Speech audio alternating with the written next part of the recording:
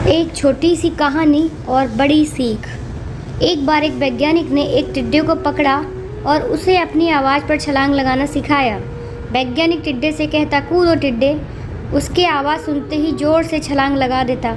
वह वैज्ञानिक था तो प्रयोग करना तो बनता ही था। उन्होंने टिड्डे की छलांग पर प्रयोग किया। वैज्ञानिक ने उसकी एक टांग तोड़ दी और फिर बोला, कूदो। अब टिड्डे की छलांग की दूरी कम हो गई।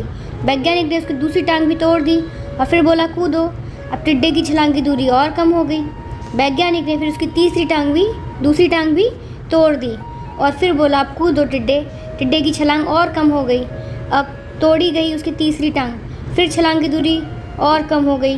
एक करके बेचारे टिड्डे की सारी टांगें तोड़ दी गईं।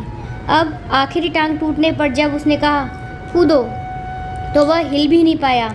अब वैज्ञानिक ने अपना निष्कर्ष अपनी डायरी में लिखा। जानते हो उसने क्या लिखा? जब टिड्डे की एक टांग तोड़ी गई तो वह थोड़ा बहरा हो गया। अब उसकी दूसरी टांग तोड़ी गई तो वह और बहरा हो गया।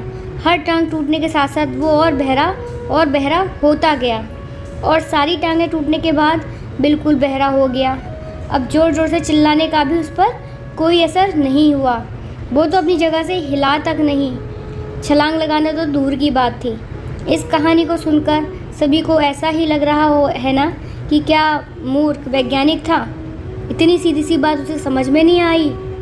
या कुछ लोग ये भी सोच रहे होंगे कि ये तो किसी बच्चे को भी पता है कि टिड्डे की छलांग उसकी टांग टूटने की वजह से कम होती जा रही थी, ना कि वह बहरा हो गया था। दोस्तों, हम सभी जीवन में कई बार ऐसे ही मूर्ख बन जाते हैं। कई बार जीवन में दो घटनाएं एक साथ ऐसे घटती हैं कि उसका एक दूसरे से कोई संबंध नहीं होता है, फिर भी ऐसा लगता है कि गहरा संबंध है।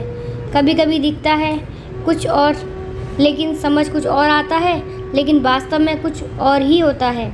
इसलिए अगर पछताना नहीं है तो जीवन में जल्दबाजी में कोई निर्णय ना लें। हमेशा समझ सूझबूझ का इस्तेमाल करें, सावधानी बरतें, नतीजे सोच विचार कर ही निकालें। दोस्तों, आपको मोटिवेशन की ये छोटी सी कहानी और सीख कैसी लगी तो कमेंट करके बताइएगा। धन्यवाद।